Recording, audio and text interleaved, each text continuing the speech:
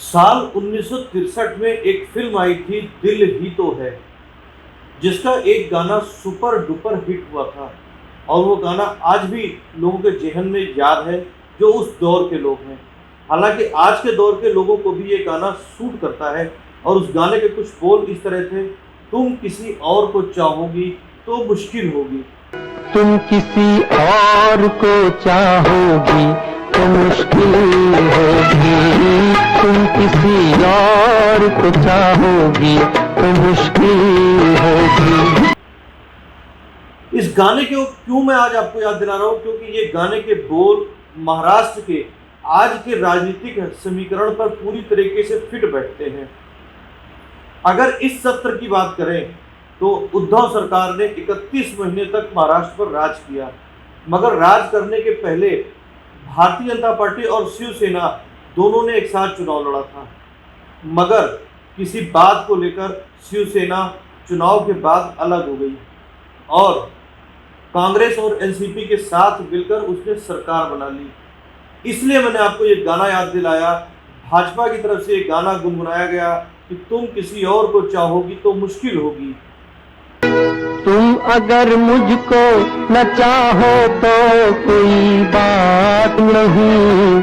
तुम किसी और को चाहोगी तो मुश्किल होगी।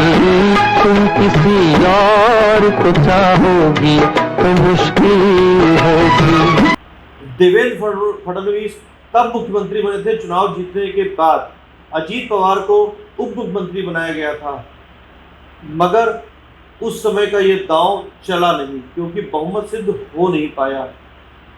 तब देवेंद्र फडणवीस को इस्तीफा देना पड़ा और देवेंद्र फडणवीस से इस्तीफा देने के बाद कहा था कि समुद्र में मेरा पानी उतरते हुए मुझे कमजोर मत समझना, मैं दोबारा फिर लौट के वापस आऊंगा। नहीं, मेरा पानी उतरता देख मेरे किनारे पर घर मत बसा लेना। मेरा पानी उतरता देख मेरे किनारे पर घर मत बसा लेना। मैं समंदर हूं, लौट कर वापस आऊंगा। मगर इस बात को कहने का तात्पर्य क्या था? इस बात को कहने का तात्पर्य था, बीजेपी का एक प्रोग्राम है ऑपरेशन लोटस। ऑपरेशन लोटस में बीजेपी उन चीज़ों पर निगाह रखती है जहां पर उनकी सरकार नहीं बनती, कमजोर कड़ी कौन है उस पर निगाह रखी जाती है।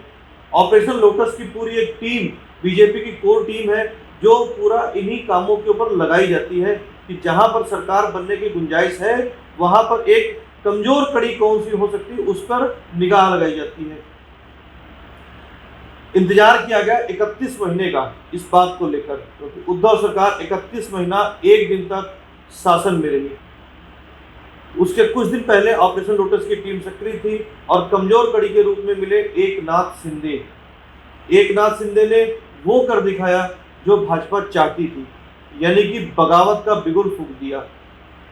फिर उसी गाने की लाइन कि तुम किसी और को चाहोगी तो मुश्किल होगी।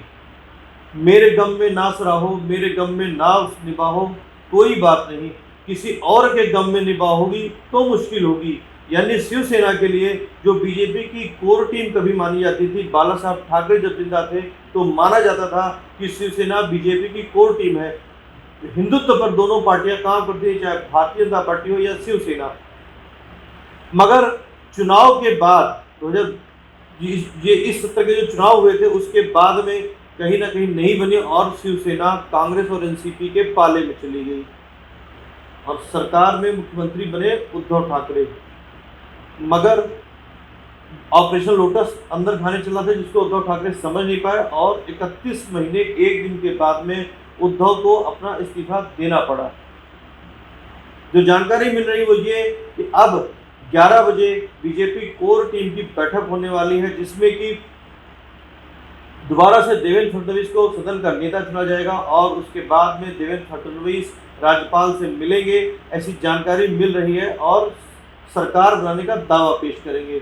ये भी जानकारी विभिन्न टीवी चैनलों पर मीडिया रिपोर्ट्स में कहा जा रहा है कि एकनाथ शिंदे को उप मुख्यमंत्री बनाया जा सकता है। तो कुल मिला के उस गाने को याद दिलाने का तात्पर्य आज हमारा सिर्फ यही था कि कहीं ना कहीं वो गाना आज के दौर में पूरी तरीके से फिट बैठता है तुम किसी और को चाहोगी तो मुश्किल होगी, तुम मेरे गम में ना रहो, मेरे गम में ना निभाओ, कोई बात नहीं, किसी और के गम में जा निभाओगी तो मुश्किल होगी। ऑपरेशन लोटस की हमने चर्चा की है। ऑपरेशन लोटस क्या है, इसकी क्या रूपरेखा है, बीजेपी कोर टीम में कौन कौन शामिल है और ऑपरेशन लोटस कहां पर सफल हुआ और कहां पर असफल, ये आपको बताएंगे अगली रिपोर्ट में।